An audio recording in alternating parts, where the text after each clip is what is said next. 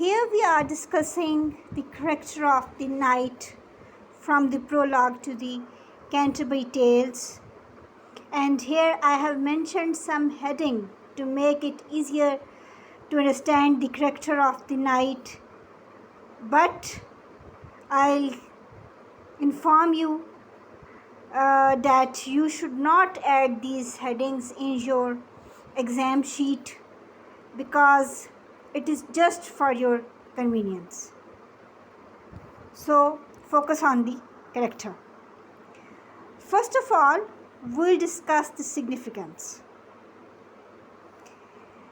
The knight is an interesting character and grips our attention as he stands at the entrance of the gallery. I think you are all aware that Chaucer has written the prologue to the Canterbury Tale as a portrait gallery because he has portrayed various characters in it. Okay. He represents the chivalric class. The important point in this heading is that the knight is the first character of the book and he represents the chivalric class. He comes at the very beginning because of his high status in society. It is also appropriate that he begins the list of pilgrims because of his virtuous character. Chaucer has presented an idealized portrait in the knight. Now, next, career and campaigns. The knight was a worthy and a brave man, having fought well for his king as well as for his Christianity.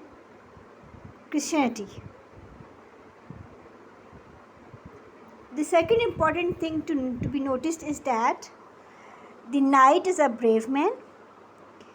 He was worthy and he had fought well in the battle, not only for his king but also for his religion, that is Christianity. Okay?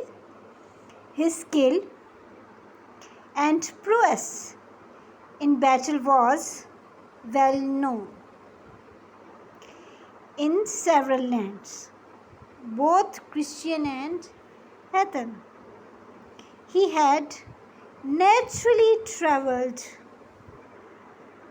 widely in the course of his military career. He was respected everywhere for his honorable behavior.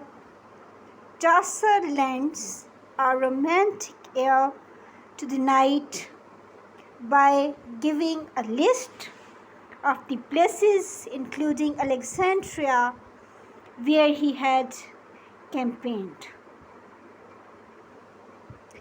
It gives a sense of added adventure, mystery, and romance to knight's career as a soldier in the defense of his land and faith. A brave soldier, he had killed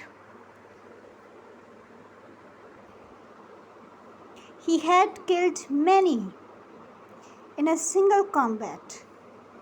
He had also won several distinctions. Now there come the facets of his character. Brave and courageous though he was, the knight lacked boastfulness and arrogance, which is commonly associated with the successful soldier. He was the representative of the chivalric code. Besides this, he was endowed with numerous virtues. He was not only brave, he was wise too. He was modest as a maid, says Chaucer emphatically. He had loved chivalry, honor, truth, and courtesy in all his life. He had never uttered a single rude word to anyone. He had an unfailing tenderness towards the feeling of others. He was devout. Devout means devoted to something. He was devout besides being a brave defender of his country and faith. He had vowed to go on a pilgrimage to Canterbury, and as soon as he could do so, had set out to fulfill his vow. Then Chaucer has presented the idealized portrait in the knight. Chaucer sums up the knight in words which have now become famous. He was a very perfect, gentle knight. Perfect means perfect. There lies no flaw in his character.